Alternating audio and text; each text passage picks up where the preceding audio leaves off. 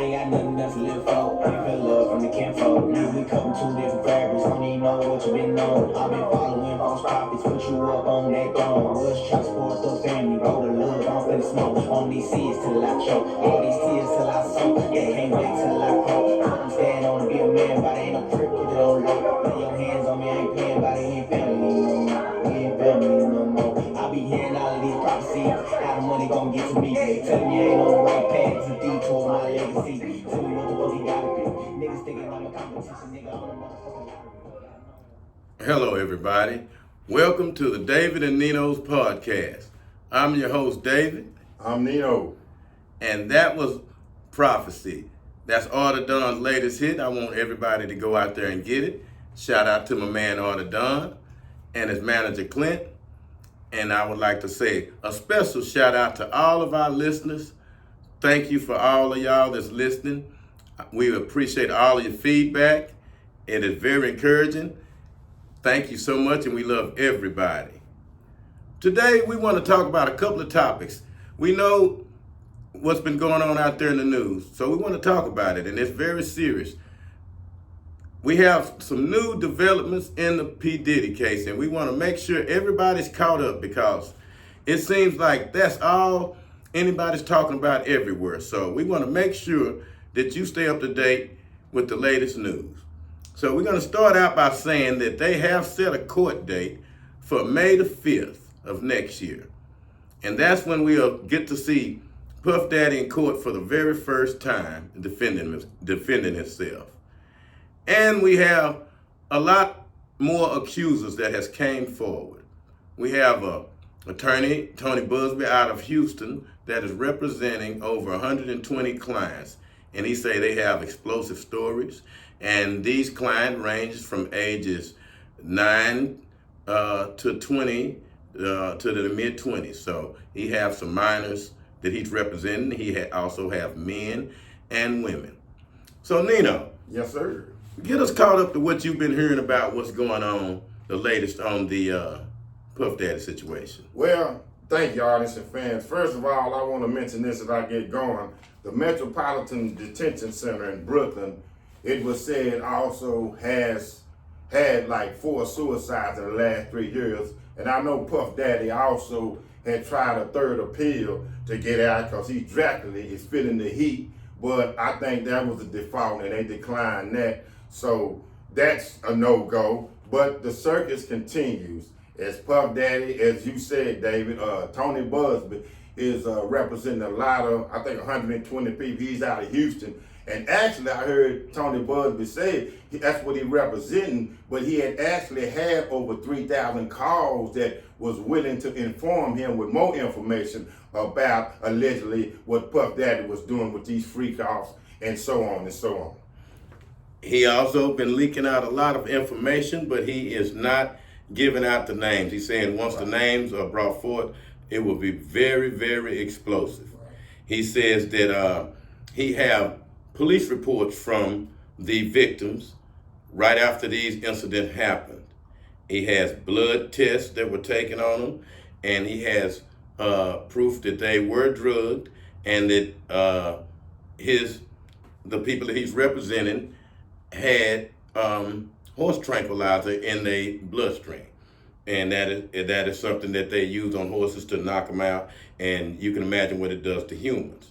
So he has a lot of evidence to back up the claims that his clients are making. And he do have almost an even number of male, female, and underage kids that he's representing. And this is very serious because some of his clients were transported from one place to another across state lines, and also he's also filing suit. He said that he will be filing suits against hotels where these things happened at.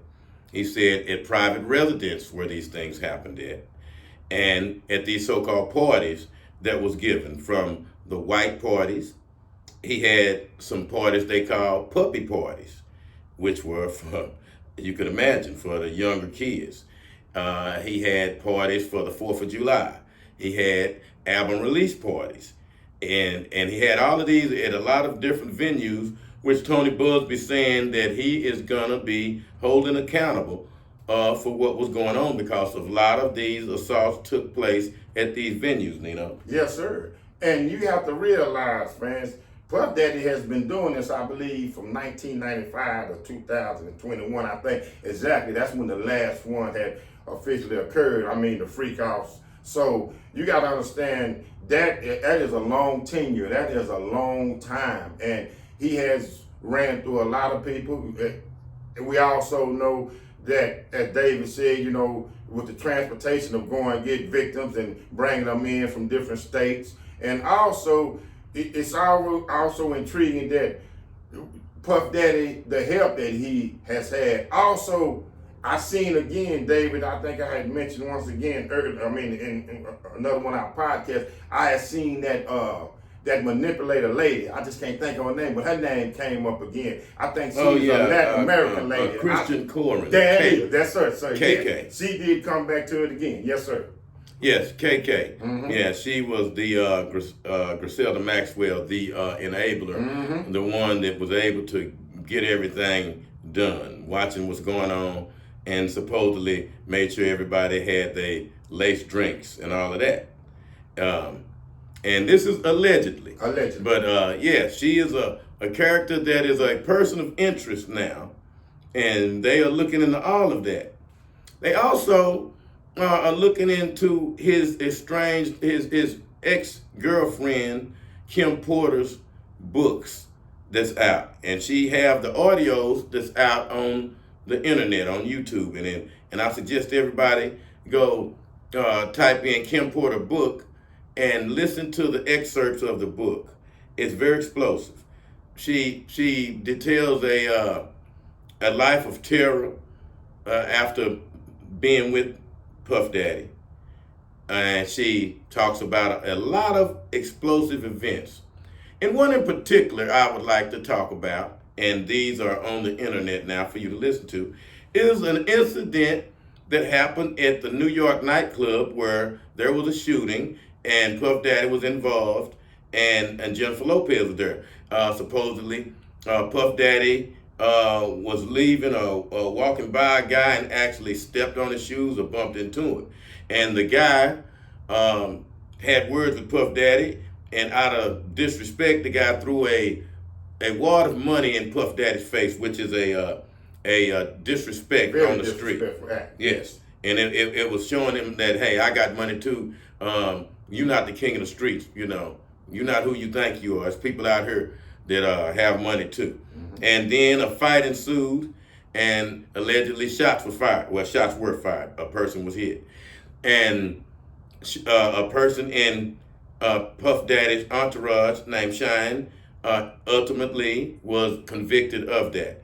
Well, in the tapes on the book, she said that Jennifer Lopez came the next a few days later, beating on her door. Puff Daddy was there, and she was screaming to the top of her lungs that this man went crazy and shot up a club. She said he did the shooting, and people got hit. Puff Daddy played it off like his lawyers will handle this, and don't worry about it. And this is just one of the things that was a tidbit in the book that she spoke about. Nina, what do you think about that Puff Daddy could possibly made a person serve time for a crime that he did? Well, that's the power and that's the strong arm that he presented or brought to the table. And also, I want to follow up on that, David. It actually was a lady that said she was the eyewitness at that club that night, because I think Puff Daddy almost shot her and everything. And Puff Daddy was the straight culprit who was shooting the gun. It wasn't Shine, even though Shine took the fall in that. But Puff Daddy was the one, because she seen it. She was an eyewitness and she seen Puff Daddy. But for as you saying on that, oh yeah, Puff Daddy, yeah, I believe that, because look at the strong arm. Look how he ran and he presented himself. Look how he used the tactics to have people take fall from him. And also, Shine still believes today that that man ruined his life, because remember, Shine was an up-and-coming rap artist. Yes. And you know, we've never touched on what's been out in the news about the 1,000 bottles of baby oil. Absolutely. And that has become a center of controversy, and everyone is wondering what was going on there. Well, supposedly the baby oils was laced with a chemical, which that makes people react in very strange ways. Let me say that. And supposedly that those 1,000 bottles were laced with that. And we have a lot of celebrities, and well, we have people coming out saying that they know that they were laced. We have a person by the name of Gene Deal who makes a lot of statements about what happened. He claims to be there and heard of a lot of things, seen a lot of things, and he knows a lot. And you could bet that he is going to be someone that the government would like to talk to. Now, the baby oil.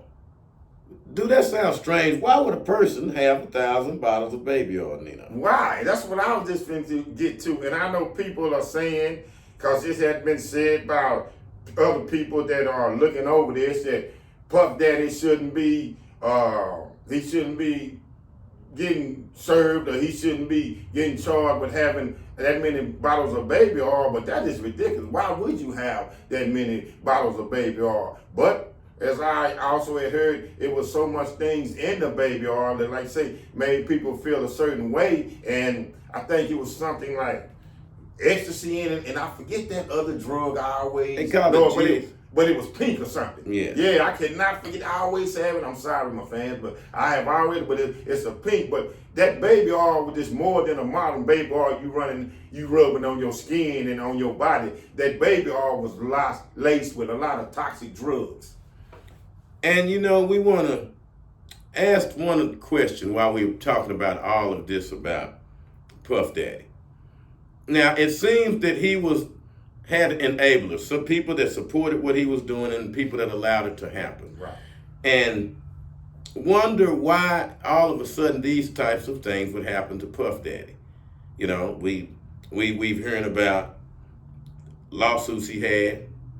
We hear about how he wanted to start a black political party and things like that. He talked about unfair business practices toward black people. And those are things that we should look into, that is of serious interest to us. And those were good causes he looked into. So we can't overlook that part of this that may have led to his downfall, which we are not making any excuses for what he could have possibly did. And remember, he has not been proven guilty of all of these things yet. Right. But it looks bad because a lot of things he did has been in the media for a long time, and it's making us re-examine a lot of things. We've seen videos now of him with Justin Bieber when he was young. And Justin Bieber looked very uncomfortable in the clip. We've heard how Usher, as a young person, and this is very important, and I want to talk about this for a minute, and I hate to get off subject. How could a mother give their child at age 13 or 14 to someone in their 30s, saying this guy is going to have custody of my kid and make him a star, and turn your kid over to that person, no matter who that person is? You know, I talked to someone about that, and it was a woman, and she tried to justify that.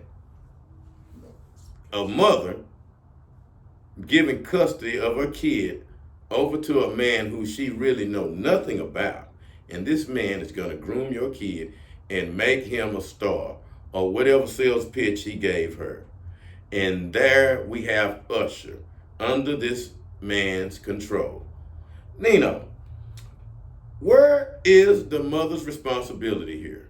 Well, to me, first of all, the mother should have known. I don't know if it was mentioned, if the word groom, what that mean. In no way that mother should have gave that young man up, or that young kid up to a man of that age. No way. I don't care for the price of fame or whatever. I done seen mothers that laid their life out on the line you're gonna give your son up to just like you said, David, so somebody that you actually don't know. I don't care how many dollars and cents. I don't care how many millions he have. Remember that old saying, and I know this, and the mother should know this.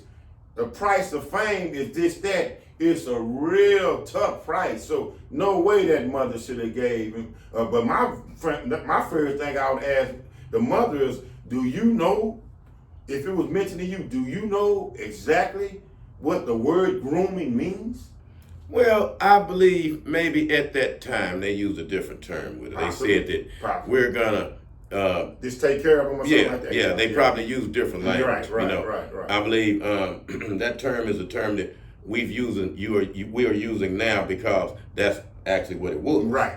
Now, where is the mother's responsibility? And she's silent here. I have not heard the outrage. I have not heard her come forward and say, the mistakes she made. Because obviously there were mistakes. No matter how quiet Usher and everybody is now, the cat's out of the bag. Yes. We've heard from inside sources how this man has assaulted Usher, how he had to go to the doctor for serious injuries. Mm-hmm. Serious injuries as a minor. And these was very serious injuries that only could happen in the middle of something that I couldn't explain. Well, he has only traumatized Usher and Justin Bieber. And remember, I have seen Justin Bieber just like a few weeks ago was on the board, being very silent, was finna stand 10 toes down for Puffy. But now I see kind of like now, he's kind of turning the corner and changing what his vertical, changing the way he gonna roll because he see what's going on. But this thing how this man has traumatized Usher and Justin Bieber life and many more. I mean, hey man, it's crazy. It's horrible. Well, we just giving you the updates that's going on here now. That's all we get. And accordingly, what we heard, and it's just in the news, that Usher may be liable for something, for some certain crimes also, because as reported, Usher was the person that brought Justin Bieber to Puff Daddy. Right. It seems like we have a lot of people that's involved with this, bringing minors to grown men. Yes, and hiding behind saying that this is entertainment, that we're gonna make you a star. This is how it works. We're gonna, teach you the ins and outs of the music industry, and in the middle of that, taking advantage of these minors. Now, supposedly after Usher became of age, he did certain things to other people that could put him in compromising positions himself if he did the same things that Puff Daddy may have did to him, which makes him a material witness. Yes. And everybody, you can do the math of what's going on here. We have people that, underage people that are now of age that have stories to tell. Also, the Kim Porter's tapes paint a tale of someone that has committed a lot of murders. Yes, sir. According to her, people in their inner circle who went against Puff Daddy has mysteriously came up dead. She talks about Puff Daddy putting the hit out on Tupac in the Quad Studios in New York, where Tupac was shot but actually survived. And she tells a detailed story of how Puff Daddy talked to the alleged people who carried out this. It is very explosive, and it's on the internet, and I want everybody to listen for themselves. It is about an hour and 10 minutes long, and it have a lot of informative things in there, and supposedly this is her book, and it's all over the internet. So for some reason, these things are leaking, and that's going to bring us to something that we're going to talk about in a little while. Yeah, because David, I can go with that too, and alibi what Kim Porter memoirs is saying too, because I remember Gene Deal specifically said, Puff Daddy, he don't care if Pac get killed, he don't care if Biggie get killed, he don't care if Suge get killed. This one ain't big enough for all of us. It's about me. So I believe, yes, her memoirs, and I heard it myself, are very accurate with that, because that is the alibi with that, because Gene Deal has said that. Well, also, again, she talks about some very strange and explosive things, and I want everybody to make sure that you go listen for yourself. Right. But I'm going to give you a summary of a few things, which I found very interesting. She speaks of when she became pregnant with Christian, and she talks about, and she was speaking with what's his name's wife? Russell Simmons. Russell Simmons' wife. Kimora Lee Simmons. Yes. Kimora Lee Simmons. Her and Kimora Lee Simmons was having dinner, and she told Kimora actually told her the way she was acting, she may be pregnant, and she realized that she was pregnant. And so now they were all in a quandary. One of the things she said, that Kimora said to her, "Boy, you in big trouble. You know what she did to Chris," meaning Biggie Smalls. She was in, it was like everyone in their circle knew that Puff Daddy was responsible for Biggie Smalls. Right. So she says, well, I can't do nothing but go confront him and just tell him. So she went and told Puff Daddy that she was pregnant. Well, when Puff Daddy came by the house, she told him she was pregnant. And she thought Puff Daddy may hit her, act mad, but he didn't. He was happy, she said, and she's like, well, I was relieved that he was happy. But then all of a sudden he wanted to throw a big party. And she said, well, okay, nothing wrong with it, having a gender reveal party, she thought. And he'd say, well, yeah, but it's going to be a sex party. He's like, what? Yeah, everybody going to want to have sex with you before you give birth. This is what she's saying on the tapes, which is crazy. And she's like, hey, I'll be 9 months pregnant, and you want all of these people to do me like that? And he was like, hey, we got to keep what we have. This is what he's saying on the tapes. And the first two people he said that he had to call was Will and Jada. Will and Jada was the first two that he just had to tell, because they was going to be part of this ceremony that has to take place while she's 9 months pregnant, which is very strange. And I want y'all to hear that for yourself on these tapes, because that's going to bring you to something else that we're going to talk about. He said that we have to do this to keep what we have. Don't you like this lifestyle you live in? Don't you like having all this money? Well, they'll take it away if we don't do this. He said if we don't do this, they're going to take it away. There's a they. There's somebody that's behind Puff Daddy, where Puff Daddy have to do these strange things, Well, exactly. So that shows you right there. It was a higher power which was rushing and pushing him to do that, because you willing to literally prostitute your wife out, and she was pregnant. I don't really want to say the other word to start with an S, but I just say prostitute your wife out, and she was pregnant with your unborn child. And for you to say we have to do it, because who man would really want to do that? So that right there tell you right there that Puff Daddy values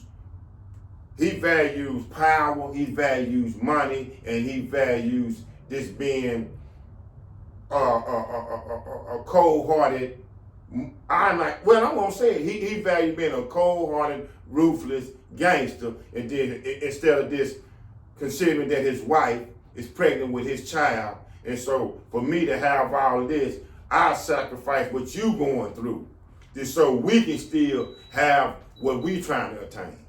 Well, one thing I would like to at least say, I don't think they were actually married, but we understand. Right. This is the mother of your kids. Yes. And before that great, wonderful day, you want her to be with a lot of people.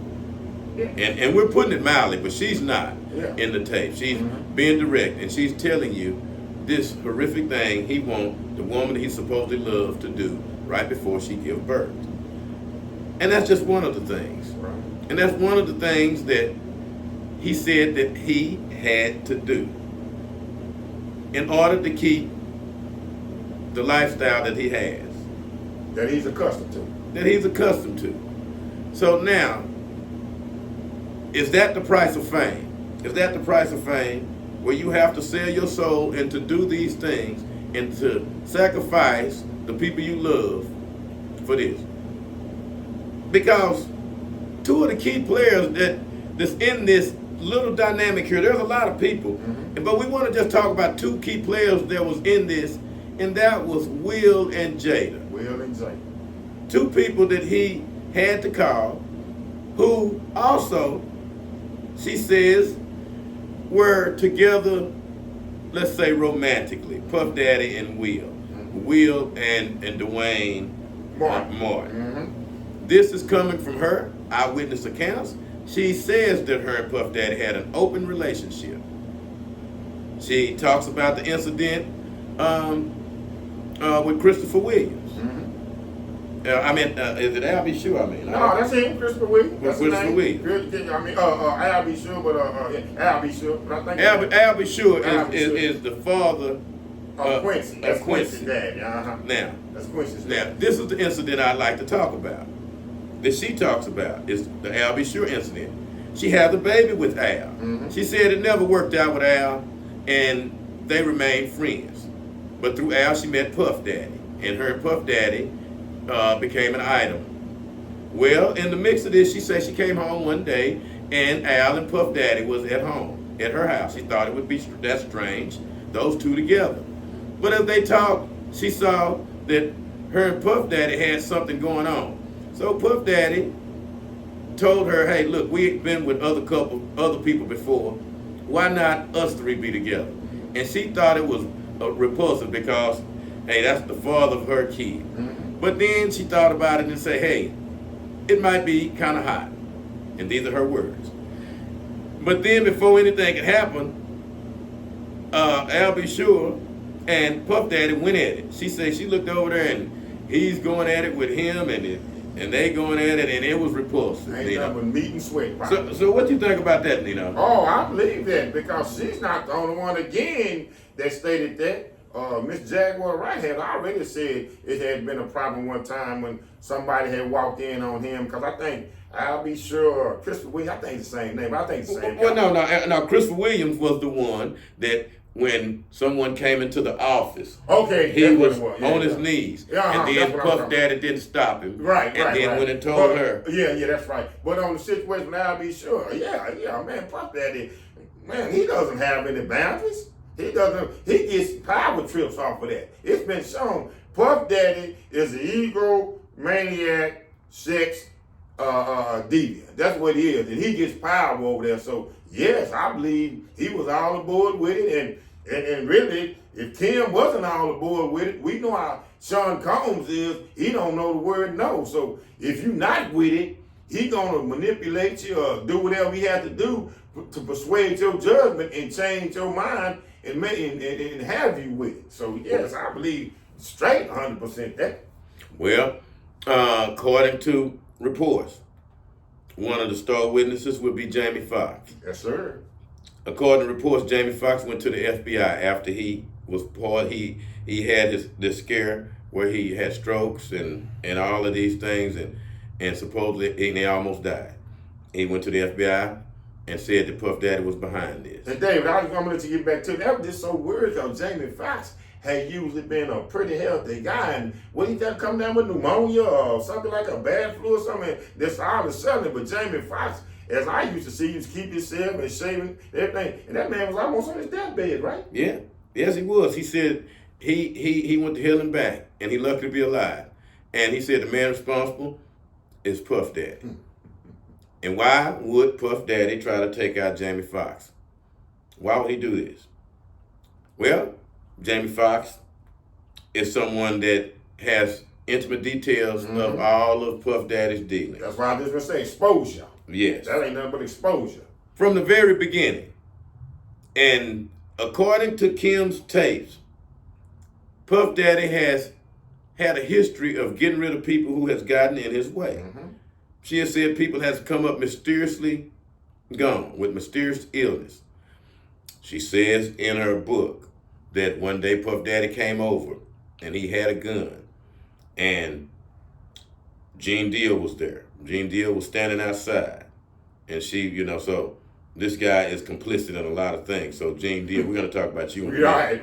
Yeah, you know too much. Right, I'm thinking you what you call an accomplice. You too close for comfort, baby. Yeah. You too close for comfort. But she says Puff Daddy comes in the house and he's acting all weird, and he got his gun out, and he pulls out a 22 or something, she says, and he got it out, and he, indirectly threatening her, saying different things that if I can't have you, nobody will, these types of things. So she was like, trying to pacify him, to keep him from snapping by agreeing with it and everything. And then he makes a statement to her, and it was very chilling. He says that, "Oh, you ain't got to worry about this gun. If I was going to kill you, I would poison you or do something like that where it can be traced to me. Do you know how many people that I'd have gotten rid of like that?" He made that statement to her, and she knew of several people who mysteriously died. David, I got one for you. I'm gonna let you get Go back ahead. to it. It wasn't a killing, but I seen this little article came up. It was somewhere, they was in California somewhere, in some way, Puffy and this lady came close to something, I don't know, but they had communication, and the lady came out and said, which she probably shouldn't have said it, but she just said, "I believe you are you the reason for the unaliving of Tupac Shakur." So Puff Daddy reacted this way, and he didn't kill her, but supposedly by the lady he did essay her. Yeah. And we also have another charge that a woman has said that he and another person assaulted her on a yacht. This person supposedly gotten pregnant, and there's several people that knows about this, and she's have a case against Puff Daddy. Now we have the floodgates are open. Over thousands of people are ready to file charges.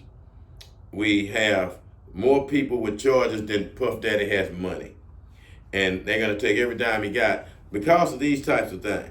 But this was told to us by Cat Williams, and he said that this would be the tip of the iceberg, which brings us to another point here.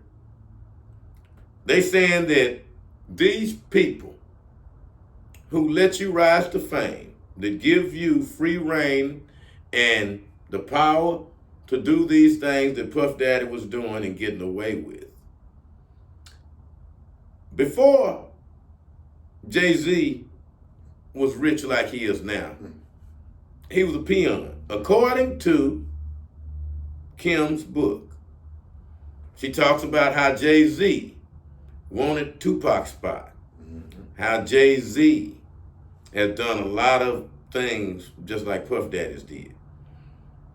So now, so Puff Daddy was. I mean, cut you off. Puff Daddy get back. Puff Daddy was right there and there, automatically more powerful than Jay-Z. Oh yeah. Oh, before Jay-Z was anybody, Puff Daddy was powerful, and she tells you that how Puff Daddy. She talks about it. An incident where Puff Daddy's in one of the most exclusive restaurants in New York, where they have a 6-month wait list. This particular night, Rudolph Giuliani was in there. So they let you know how exclusive this place is. And they say, and everybody's waiting on Puff Daddy head and feet. He has his private table. He snaps his fingers. People come over bringing $800 bottles of wine and stuff like that. So she said, Jay-Z come up, at this time he's known as Carter to her. He's nobody. So she calls him Carter. Carter comes up and Puff Daddy, and he's talking to Puff Daddy like Puff Daddy's the godfather. "Hey, did you hear that Biggie and Tupac are getting together?" And Puff Daddy replies to him like he's a peon. "What's it to you? Why you bother me with these things?" "Well, I know you need to know this type of stuff." And he's basically the gopher at this point. Puff Daddy's the king of New York. Jay-Z says to him, "Man, I want his spot, man. I want to come up." So she knows Jay-Z didn't never rise until Tupac and Biggie was gone. Right. Okay, David. So Biggie was gonna get away from Puffy like Pac was gonna get away from Suge. Yeah. So this is what happened, according to Kim. She knowing this is going on. Biggie Smalls was married to Faith Evans. Faith Evans. Mm-hmm. Faith Evans was a plant from Puff Daddy. Mm. Puff Daddy told her, "Hey, I need you to get with the big guy and keep him occupied." Oh, really? Yeah, never loved him, according to the tapes. Okay? What? Yes, she says all of that. So when the shooting went down with Puff Daddy, with the Tupac in the Quad Studio, Biggie had already had made that song "Hit 'Em Up," where Puff Daddy wanted to start a war with him, knowing that those two guys were getting together. He set it up and told her she wanted her to go sleep with Tupac. Oh, so Biggie, Puff Daddy really was behind the start of the East Coast, West Coast beef. According to her. According if we to listen to her, she's giving us all the evidence. She's lining it up. Mm-hmm. Puff Daddy's always been an entrepreneur, and he's looking to capitalize over misery. Right. So when that shooting happened, according to her, but Biggie don't know nothing about this. This is Puff Daddy's doing all of this. Mm-hmm. Him and Jimmy Henchman, who was intimate in their circle, she says. They put the hit down, and then the next day, whenever it looks like Tupac is gonna make it, they say she hearing Puff Daddy on the phone with the business exec say, "Hey, we finna release Hit 'Em Up," and Tupac gonna think that Biggie was behind it, and that's gonna start a war, and we're gonna make a lot of money off of that. In the meantime, that's breaking up their partnership because now he thinking your boy was behind killing. So they're gonna break your partnership That's up. the division. And I done told homegirl Faith to go sleep with Tupac, and I'm finna leak that to you. So now now you guys are enemies now, you see. And in the end, I'm gonna eliminate you both, and I'm gonna make money off your death. And according to the book, that is exactly what happened. It was a effort by Puff Daddy. So this right there, this showed the credence when Pac said Faith Evans slept with him, and Faith Evans kept denying it. But right there was the credence, right there. Yeah, because he actually did. She did it. Because the proof is in the tapes. She's saying that Faith came over, and Faith was distraught, and she was there. Kim was there, and Faith was there, and Puff said, "Hey, what's up, Faith?" And then she said, "And Puff, you didn't have to kill him." Say, "Oh, he was gonna leave me anyway." Wow. This is Puff remote. "Don't worry, I'm gonna take care of you and the kid." But she was like, "You didn't have to do all that." She said, "I knew, I did everything you asked me. I got with him. I kept him away from this. I did everything you said." So at this point, Kim is hearing that she was a plant to Biggie from the start. She never loved him. She got with him because Puff told her, instructed her. Because she's telling now that I did everything you told me, Puff. I got with him, I did this, I did that, but you didn't have to kill him. See, so she never loved Biggie.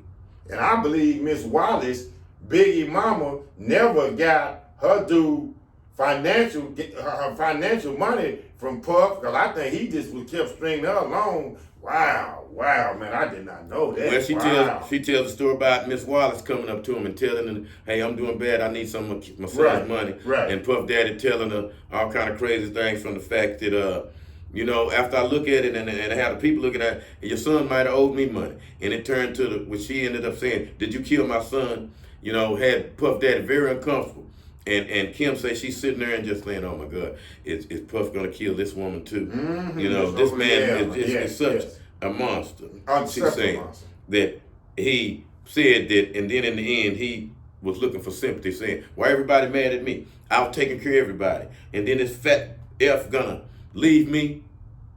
Y'all mad at me because I didn't protect him?"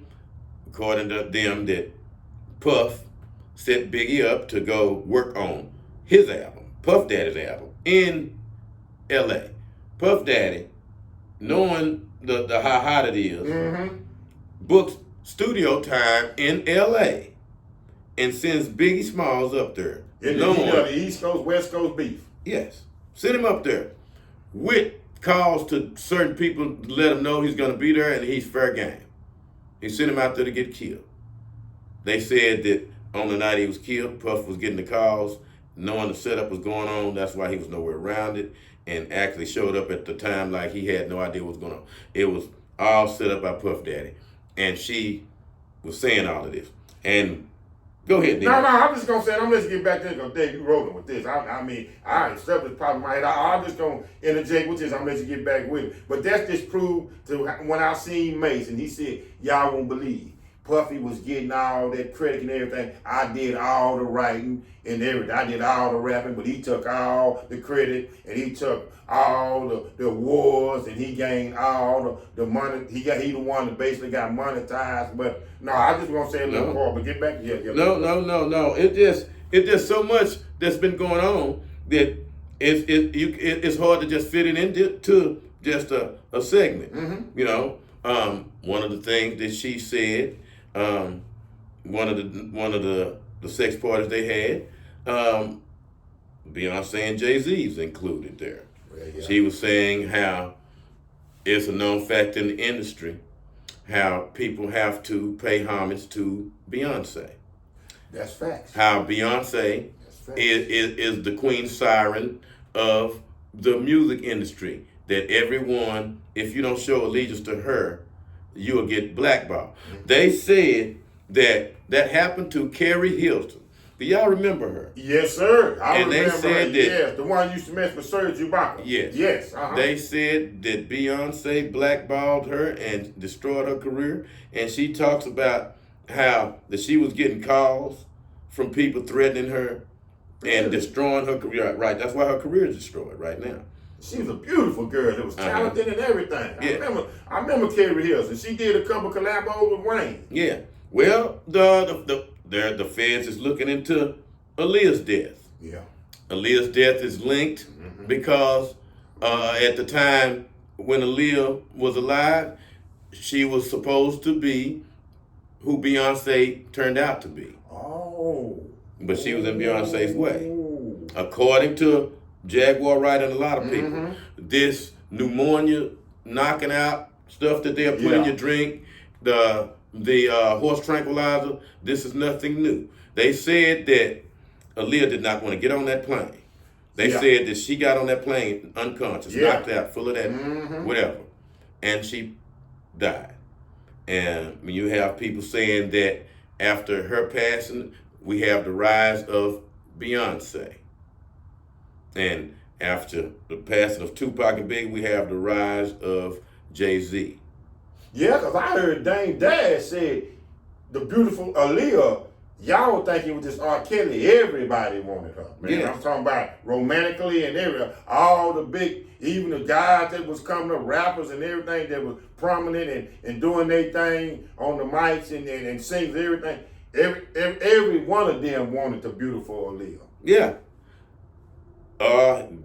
According to, and then Bow Wow, he stepped out there at the wrong possible time to defend Puff Daddy. He stepped out and said some things in Puff Daddy defense, and people ripped him up on social media, but then they leaked out the fact that Bow Wow was one of his victims I can believe at that. an early age. I can believe that.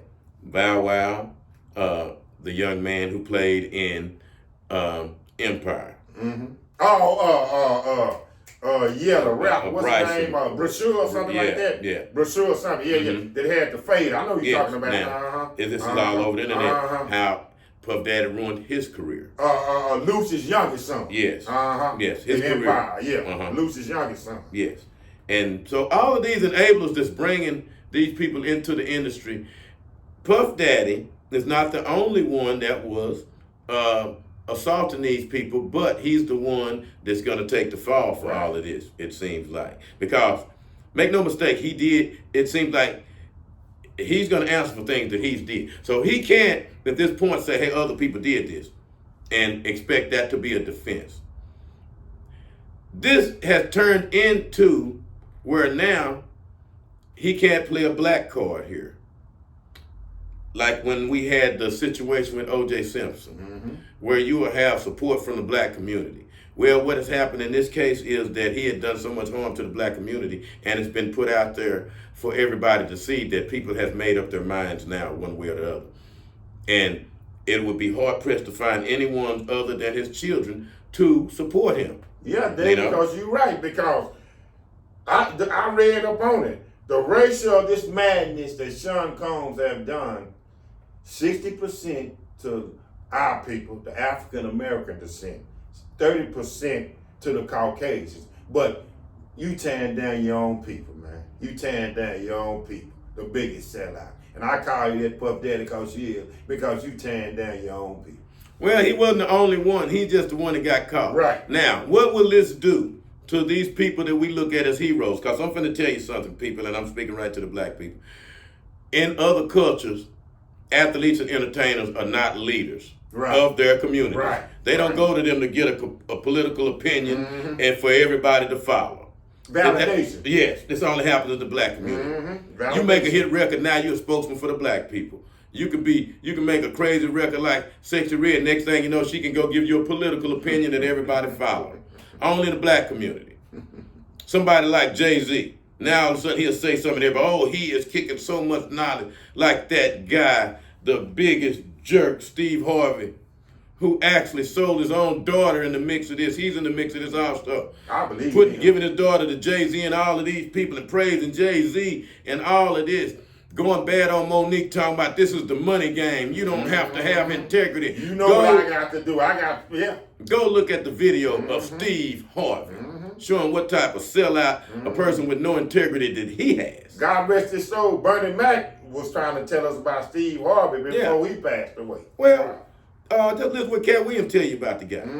See, this is the money game. You can't have no integrity. I remember that. With Monique. I remember that, yeah. He helped to destroy Monique with this type of stuff. And that lady ain't never came back. Can't come back. But see, what everybody don't know, this is the tip of the iceberg with Puff Daddy. See, they're gonna, like he said, they're gonna have fun with Puff Daddy. Next year, his trial going out. Who you think going on trial after that? You could just imagine. You think Jay-Z rose to prominence to over $2 billion worth of money and assets and all of this, the same as Puff Daddy had. And he did not do what Puff Daddy did. Right. He did not pay homage to these people who Puff Daddy said himself that he had to do these things in order to get this. In the book, she says that Puff Daddy was getting heavily into voodoo and into the occult. And we know, we've heard things about the occult with these people. This is some stuff that black people don't deal with. But now you're being influenced and you're getting into this type of stuff. According to the book, you're getting into this occult stuff now. According to the occult, your woman, whoever giving birth to you, have to be with all of these men. Yeah, at the ninth I'm month. just gonna say, because when Jay-Z was him and Beyonce already married, but she was sacrificed, or they was doing damage to her, wasn't it? Well, let's just get to it. Let's put two and two together, because right now we just gathering what is being said. Yeah. What's good for the goose is good for the gander. Now, Puff Daddy, you sacrificing your woman to everybody. Right. And they making you do that. You think Jay-Z's exempt? Jay-Z had kids just like you have. Right. As a matter of fact, he had twins. Right. She speak that when she was 9 months with the twins, she had to do that. All of these people. And Will Smith is in on it. But we know other people, because when he said we have to do it in order to keep, he wasn't talking about Will Smith. No. He's talking about people bigger than Will Smith. Right. Bigger than him. Yeah. They had already. Now you see why Will Smith was able to go up and slap Chris Rock at the Grammys. Great point. And nothing happens. Great point. Because Will Smith is plugged in with these people. You see. They just gave him a slap on the wrist. That should have been major uproar. Yeah. But they know, hey, he's one of us. You know, even after they made Chris Rock be the sucker to do this, because they gave him the script to go out there to get slapped. So, you know, and you go figure how that happened. Yeah. But in the book, she talks about a chilling event where she said, I got to get my life back. This man has so much power. How far does his reach go? So she said that she know he had been keeping records of all the men and women and all of these people that he done slept with and all of this in a vault. So she said he got, you know, while she was being with him over a period of some time, when he would get full of them drugs and everything and pass out, she would go start video recording all of the stuff. So she got enough stuff to where she finally felt that she had enough protection to where she could take her life back. She say one day she was with Kimora Simmons. She called him over, and Kimora Simmons, which just let you know she's got to be a material witness because she said Kimora Simmons seen all of this, and when Puff came over, they were both screaming, "How could you, Puff? With Usher, you did it with him and all of these kids." So there's a lot of information that they seen that Puff didn't want out. And she said that it made him infuriated to where he lunged at her, she kicked him, he fell down some stairs, and he left. But he was furious. He was furious that now they got the goods on him. They got the ups on him. Yeah. So she thought she had Puff right where she wanted. She said she started dating again. The guy she dated mysteriously died, as the others had. Anybody that she was fooling with, some kind of way, something happens to him. And after that, her place was broken into. Laptop, computer, things are all stolen. At this point, unbeknownst to her, that he had already did whatever it is, how he get these people to get the pneumonia and die thing to her. However this is, and that's something that I know the FBI is looking into. Yeah, probably one of them, probably a little strand or injection or something like that. Yeah, but yeah. Well, I can tell everybody what to look for in this particular thing. We're dealing with someone who has money. Exactly. We're dealing with somebody who's been dealing with these folks that do these types of things. Do you remember, everybody, and just look it up on the internet, there was a guy that was giving Vladimir Putin some trouble, and some kind of way that they had someone poison him. They got to him and he was killed. No, it wasn't Vladimir Putin. I'm tired. No, I don't want to get at the Putin. It was the guy that runs Saudi Arabia, Prince, the crown prince of Saudi Arabia, this guy. And some kind of way, this guy was poisoned and died. And around a lot of people, they wonder how did this happen. So I'm saying all that to say this, that there is things out here that the government have their hands on that they can do these types of things. And then you have someone that's as devious as this person is, who have the money to attain certain things. And these are what you would call a chemical weapon. Yeah. You see, if he has something like that, that is a chemical weapon. And I know that is one of the reasons, if you read between the lines, because the FBI and the government and Homeland, they don't went in there and they got so much stuff. And I'm hearing this off the internet. So they must have the proof of these types of things, so they won't let him out of jail. Oh yeah, because Damian Williams, the director of Homeland Security, said this. Y'all just don't know. This is on the tip of the iceberg. It's much more to come. I'm not gonna say no names. Yeah. I'm gonna keep us, but it's much more to come. Yeah, it's much more because of what he has admitted to, killing people by these strange circumstances, which, everybody know the normal way people, gunshot, stab, car wreck, these types of things. But now you doing CIA type stuff. You're doing stuff that a local person, a civilian shouldn't have no way of getting their hands on. And this is what this is why this is a big deal. These types of things, these types of weapons, the government keep close to the vest, which means these doctors that Puff Daddy had under his thumb after he assault people, they end up at these doctors who never report anything. Some kind of way they're helping him with these infectious diseases that you could probably get from hospitals. You see, it don't take a rocket scientist to figure these types of things out, what he could possibly be doing, because of the fact that we heard things of this nature that happened to Eazy-E from Suge Knight, And just like you said, the doctors, now, they should be punished for this. I don't know if they will, but they should be punished because he had help from somewhere. So why are they not going? That's the interesting thing I think we should look at too, people, which I'm pretty sure that they probably not, but man, they should be because Puff Daddy had a big circle of people. The madness as this monster was, he had enablers all around. So just think about that. So, but yeah, man, it's just ridiculous, man. I mean, this guy, and I'm gonna say this. I have seen the way, but this is one of the worst dudes I ever seen in my life, man. Well, if everything is true. Oh, if it's allegedly, yeah, if everything is true. Well, if you think about it. If everything's true, you're right. You're right. Well, if you think about it, who would have the power to leak out all of this stuff? That lets you know he has made some very powerful enemies at this point. Yes. Because, and we haven't even talked about the lawsuit that may have brought about all of this, which is a story within itself. You know, because a lot of times they say, if you just destroying the black community, we'll let you do that.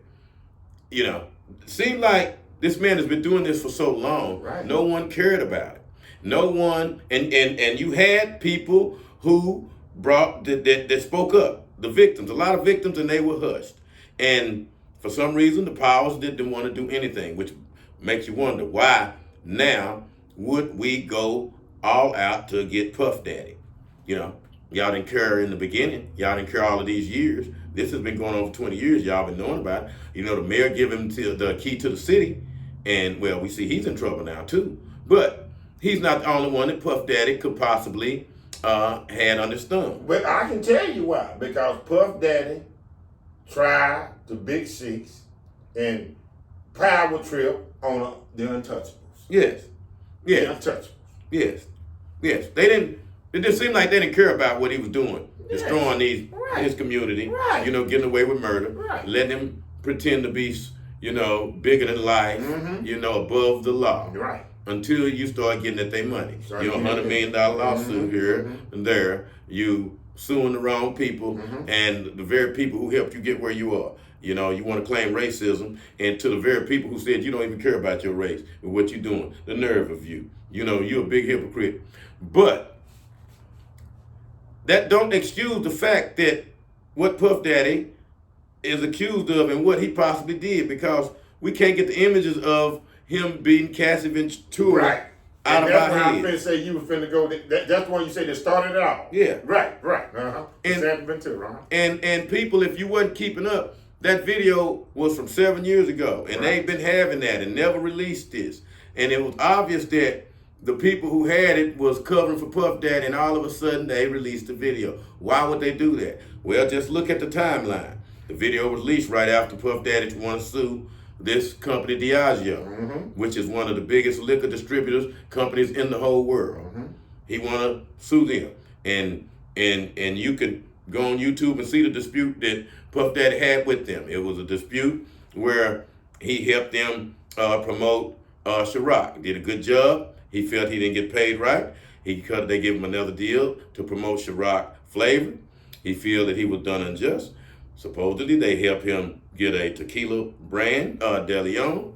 He said that they wasn't supporting that right. They was not being fair on the agave plants, which you need to have good tequila, which is only grown in Mexico. He said he had people fly down and look and see that they had no plants designated for his De Leon brand of tequila. So then he said, this is racism. You guys don't pony up. I'm going to sue you, and I'm going to scream to the top of my lungs how racist your company is, and I'm going to destroy y'all. Yeah, because just think about it, too. That's what he said. With the Cassie thing, though, Cassie had got her money so stupid. This was a situation where I'm going to have to spank you. But Cassie had got her money, and still they came with the video. So, yeah. And one of the things they say a lot of people is on these videos, they throw out names like Leonardo DiCaprio, Ashton Kutcher, the Kardashians. Yeah. You know, they throw you a little red meat on people that's really nobody. They're not telling you the people who's somebody who you won't see on the tapes. Right. They're just going to give you enough to where you're going to hate Puff Daddy for what he's doing. We're going to show you the black people that's in there. You know, they have a video out where they saying that they showing how Denzel Washington was so upset with him about something that him and his wife are storming out of one of his parties and said that you don't respect nobody. Think about it, Denzel Washington. And they say he is one of the most Christian men, and he don't go for no shenanigans, you know. So this man, for Denzel to say something like this, it lets you know that this man is really a very unsavory character. Puff Daddy doesn't respect nobody. He doesn't. Well, I heard today, it was breaking news, that they have more than one bishop that's going to be exposed here. Oh, They saying that they have at least 8 bishops that's on these videos what? in compromising positions. Yeah, Oh. we got a lot of people here. We got a lot of people. Now, you got to remember, we got a lot of bishops, and I don't want to start naming names, No. we're going to see what's going on there. David, this is going to be felt. It's being felt, but this is going to be felt even after May the 5th, whatever happened. This is going to be felt for years, man. Well, which brings us to another thing. Why do you think this is going on? They always give you an October surprise before the election. Right. And they got everybody focused on this Puff Daddy thing. Man. And I heard that they're gonna drop a name. A big name is gonna drop before the election. And we are only a few weeks out on this thing. Right. Maybe 2 weeks? Well, maybe next week. No. 2 weeks out. Yeah. 2 weeks out. November 5th, Super Tuesday. Super Tuesday. And that brings us to something else we'd like to talk about right now. Because we're talking about the news. And one thing we're going to bring you on our podcast, the breaking news and the hot topics. And one of the topics is out there now. There was a news article from NBC News, and they said that the home builders are saying that if Donald Trump have his way and get in office, and he have these mass deportations, that is going to grind the home building to a halt.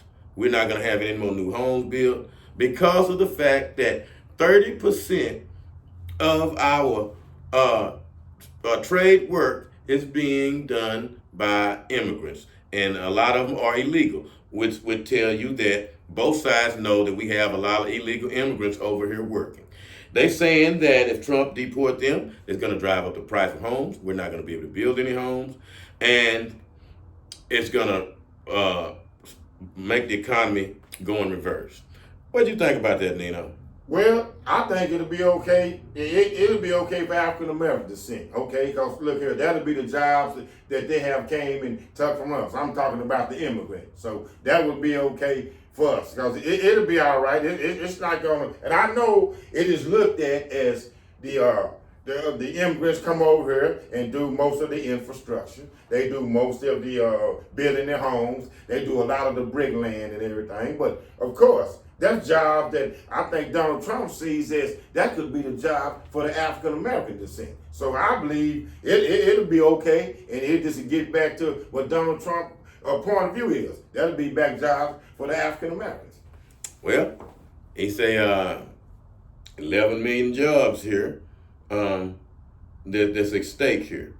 They saying that carpentry, electrician work, masonry, roofing, all of these that we get rid of our immigrants and illegals, that we're not going to be able to do that, and that's going to hurt us.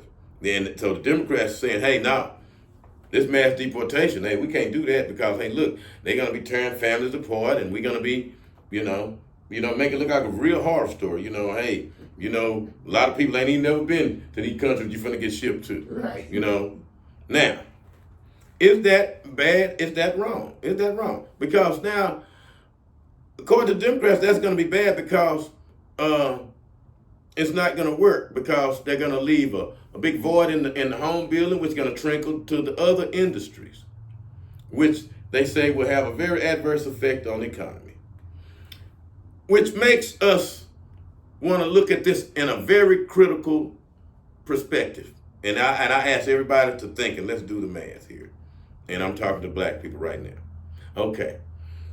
When it's time to vote, you like to vote on things that matters to you and that will help you. Now, you have one candidate that says that, hey, immigrants are taking 11 to 12 million black jobs. Well, in this report by NBC, it says that we're dealing with 11 to 12 million jobs here, 30% of the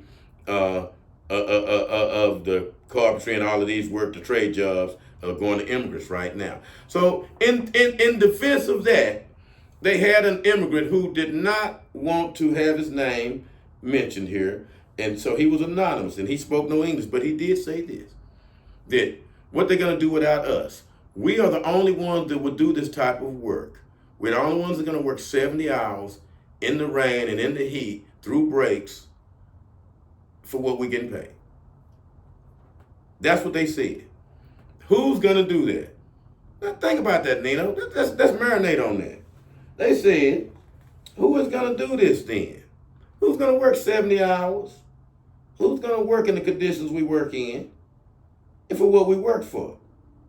So what do we do, Nino? Well, I think black folks will possibly do it, but of course, black folks not going to work for that same wage scale. They not going. They going to ask for a little bit more money, which they should be entitled to. So I think black folks are African American descent, if you want to say it. But I think they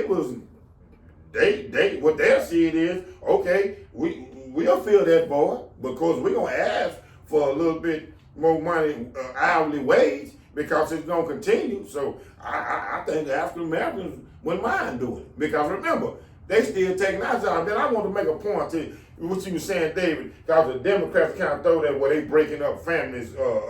I guess they would mean that the immigrants. Mm-hmm. What about the families over here you breaking up by getting our jobs taken? What about the people over here? Sometimes take care of your backyard before you want to take care of foreign ground. You dig what I'm saying? I agree 100% with that. And now that if you look at what was said critically, if those jobs, those people that's doing these jobs are deported, you have 11 million jobs. Okay? 11 million jobs. They saying that drive the cost of houses up. Why would they drive the cost of houses up? Because you will have workers now who will not work for slave wages. You have workers that you can't pay them like you pay illegals. Mm-hmm. Come on, everybody, wake up now. Why would you think they would want all of these illegals in here? Because they're not paying them a minimum wage at all. They're happy to be here, and they're happy to work for whatever they can get. And you can work them 70 hours. Yeah. And you can work them in them harsh conditions. Yes. Because you don't have to pay them health care. Yeah. You don't have to treat them like humans. Right. But you won't say that. You want to hide the fact that you want low-cost housing because you building them with cheap labor. You knowing that it'll be a uproar because black people will not tolerate that. No. We're not going to work. That's why there is a lot of stereotypes out there. You call black folks lazy. Black folks say, I'm not finna work as I worked in the past for free. And see, so don't get it twisted. That's why they're trying to say black folks are lazy. No, black folks are not lazy. No.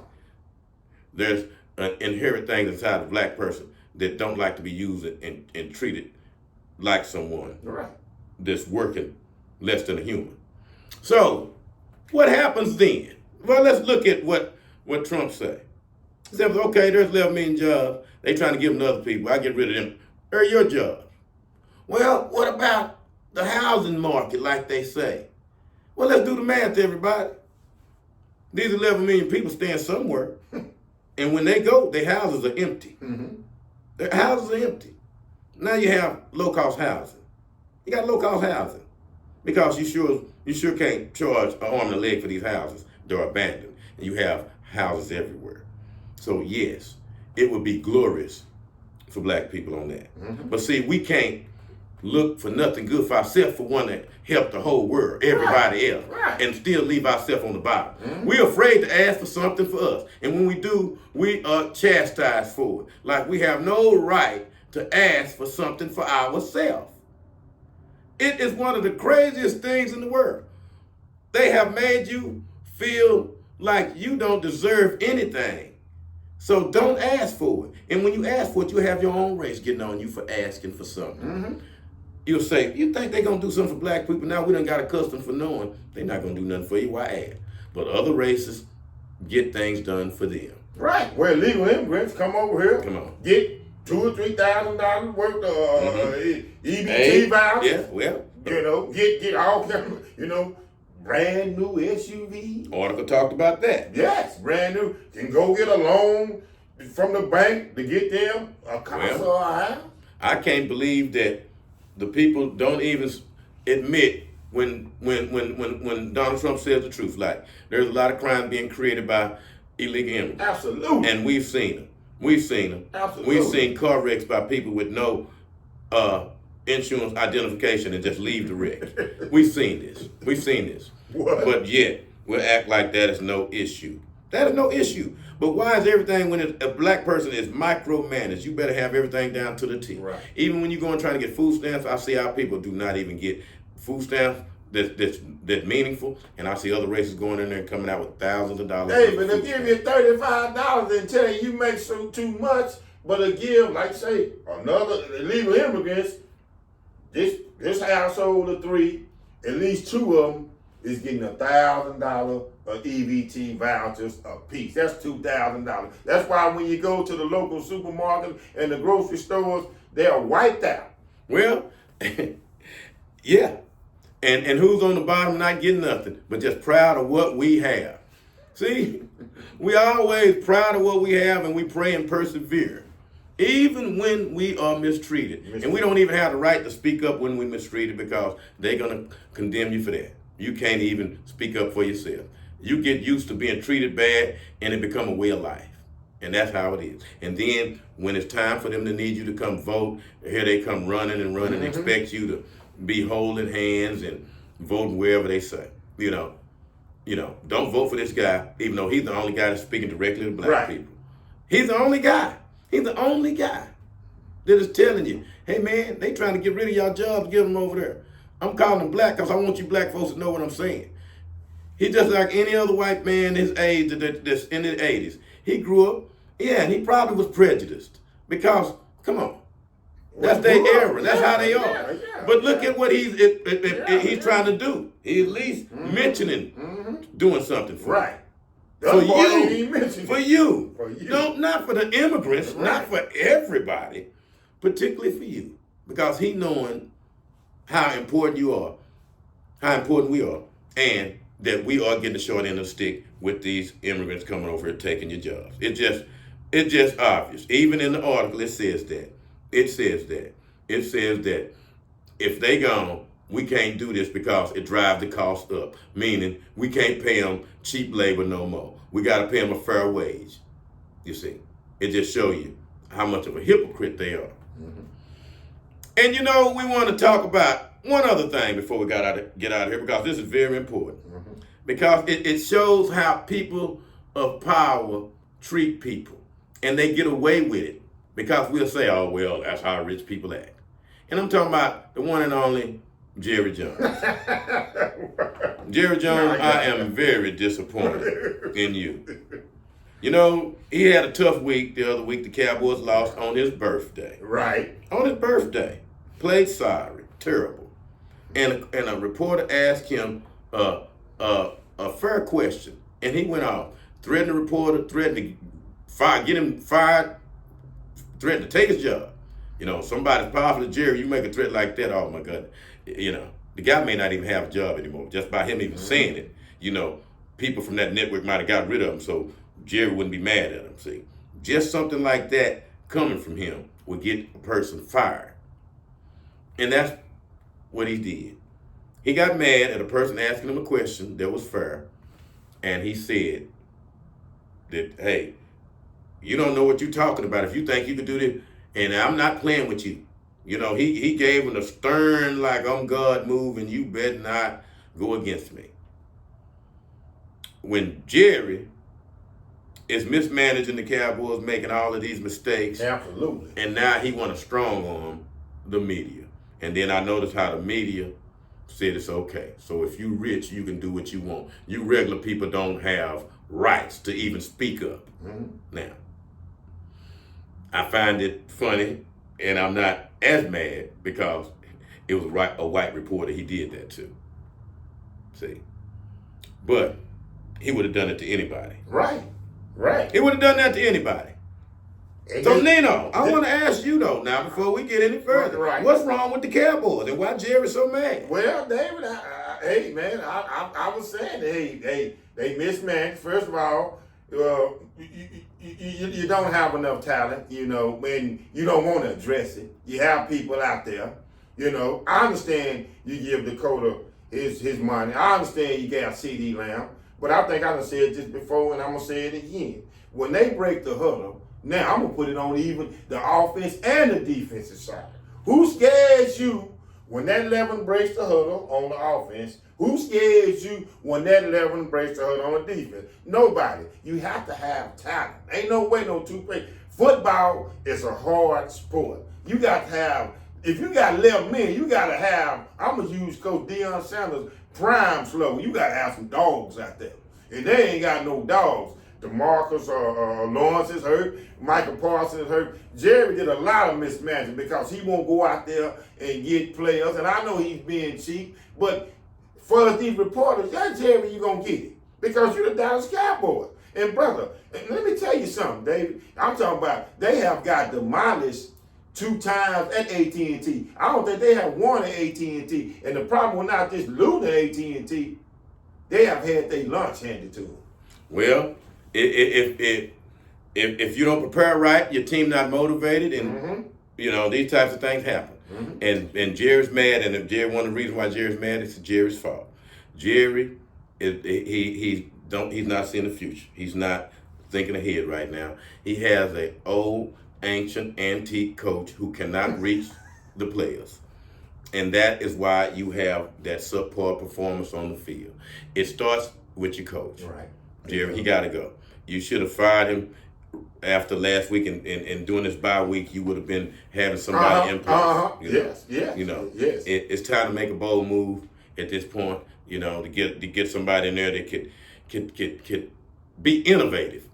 The guy is old. He is no Andy Reid. You see, because you can't just say these old coaches, the game are passing by. Well, you have old coaches that stay innovative and keep up with the trends. And this guy's not one of them. This guy is someone who cannot even reach the players. He's condescending, he's overbearing, and he seems like someone who is highly prejudiced. David, I was looking at Joy Taylor, Michael Irvin, Paul Pierce, and Keyshawn Johnson podcast. And they already the rumblings here. The Vegas bets is the Cowboys are coming out by. Okay, the 49ers lost today till the Chiefs. So now you know they're going to be amped up. And that's who Dallas played next. So they already making Vegas bets that Dallas will get blown out. Because we know what, and I could be wrong, they could be wrong, 49ers usually do to Dallas. McCarthy should be fired right then and there. Yeah, it should be. Right then and there. It should be. Right then and there. It should be. And then, like I said, it's Jerry's fault. Jerry is mad because, and if he'd have listened to our podcast, he would have made these mistakes. Right. We told you, Jerry, do not pay Dak Prescott right now. Told you. Now you mad because now look at San Francisco. They seeing that they glad they didn't pay Brock Purdy right now. Absolutely. Because Brock Purdy ain't who we see. See, you gave away money you didn't have to. You'd have played it out. You wouldn't have had to pay him half the money. You still had the ball in your court. But you still had it. You blinked, Jerry. Now you're mad and you want to get a reporter fired because you blinked. And you mad because you blinked. You blinked with CeeDee Lamb also. Absolutely. I agree with you on that too. You blinked with with all over CeeDee CD, he ain't what he was. And remember, David, I had said that on our podcast, but I said, and one day I said, man, I sure do hope since he got that money, and now it's come to fruition. Yeah. He didn't got that money. Yeah. Even Troy would say, see, he used to run around, and he don't know how to run around for nothing. He don't know how to run around for nothing. And he's over, and I'm finna tell you something. And see, Jerry, if you had the pulse of your team, you see his body language over there, how he's acting. He had not forgotten how he was treated in that playoff on national TV by that coach, getting in his face like that. Right. Oh, and I want to say something else about that too, And I hate getting off the subject a little bit, but I'm gonna show you how people treat black players different. And you see when Sean Payton did Bo Nix like that the other week, when he got in Bo Nix's face like he did Russell Wilson the other week, Bo Nix barked right back at him. And you see what he did? I seen it. He choked up and didn't say nothing. And he didn't have that fire in his eyes like I will slap you or do something like he had with Russell Wilson. You see, people are watching and keeping receipts on this. Right. You see, how a black person is treated and how a black person reacts because of that power dynamic. Had the black person had said something back to him like that, that black person would have he'd have been a villain. Right. He would say, oh, he has no respect. You don't talk to no coach like that. You supposed to take that and deal with it in the locker room. But what did they say about Bo Nix? Oh, yeah, so you can't talk to nobody like that. Bo Nix was barking. I'm talking about barking. Right. Which brings me back to Dallas. Right. You right. You went and got in You went and got in CeeDee Lamb's face. You went and got in nobody else's face that didn't look like CeeDee Lamb. You see, and talk to him like that on national TV. And the other players seen that. The other black players seen that. And that's why you see such a lack of effort. Do you think Michael Parsons liked the way you talk to him? Do you? Jerry, you just don't understand. You got a new generation of black people. They're not going to tolerate that. You know, they'd rather not do nothing than take that money and get talked to like that. They like you can have it. David, Jerry, along with McCarthy, lost that locker room. Yes, Jerry have. Because he lost it back then when he made them stands about the flag, for one, and stood up on how you can't do this, you couldn't do that. See, Jerry, his image outside of that locker room is different than it is inside. Outside, everybody, oh, Jerry this, Jerry that, he's the businessman. Inside the locker room, Jerry, I'm going to tell you like this, they can't stand your guts. They can't stand your guts. They can't. Not the overall team. They look at how you pander. Now all of a sudden you get these two people money, nobody else getting money. Yeah, and they also get mad you don't make moves. And they watching that. They might not be saying it, but they watching that. They watching the buffoonery you do. Yeah, see, you know, black folks be taken for granted, including in the elections like we talk about and on the jobs. We be taken for granted and we allow that. But when we stand up for ourselves, then they take notice. They take notice. And you see the real them come out when Jerry was asked a simple question, he threatened a man's job. He threatened a man's job. He couldn't be the man and admit his mistakes, and the whole world see it, Jerry. They laughing at you. Yeah. And you're getting old and mad. And you want revenge on people. You know, you should have went out like I said, hey, if you ain't gonna get a new coach, you go coach him. Now, I know I said it in jest, but hey, what you could have done and what you can do, and we'll salvage your reputation and get you a Super Bowl in the next 3 years, you got to make a bold move. You got to make a bold move. And that bold move is to do like I said years ago, and Nino knew I said this, and everybody thought I was crazy, and people may still think it's crazy. You go out and hire Tony Romo. Get Tony Romo. Tell him, hey, I'm bringing you in, Tony Romo. Because these are the people who are becoming great coaches now. You see, Deion Sanders never coached before, really, other than Little League. Yeah. You know. And Tony Romo is very knowledgeable. Very knowledgeable. Very knowledgeable. You let him because there's your offensive coordinator right there. Well, he needs the whole head coach job because one thing about that is that all the good coaches now are offensive minded. Right. And they are young. So you need somebody that can talk to the people in the locker room, can get this ship straight right now. Because one of the things, Jerry, if you thinking Bill Belichick is the answer, you're wrong. You getting another guy. You getting a 72-year-old man who's involved with a 23-year-old girl. How you think they're gonna play out here in Texas? Well, Dave, you can see that because think about it. When TB12, Tom Brady left, was New England? No. Was New England referred then? Well, listen. Nick Saban. That made me think Tom Brady was the man. You just go down the line. Nick Saban, you know, Bill Belichick, you know, all of these old coaches. What was the one up in Seattle? They had to get out of here. They had to go.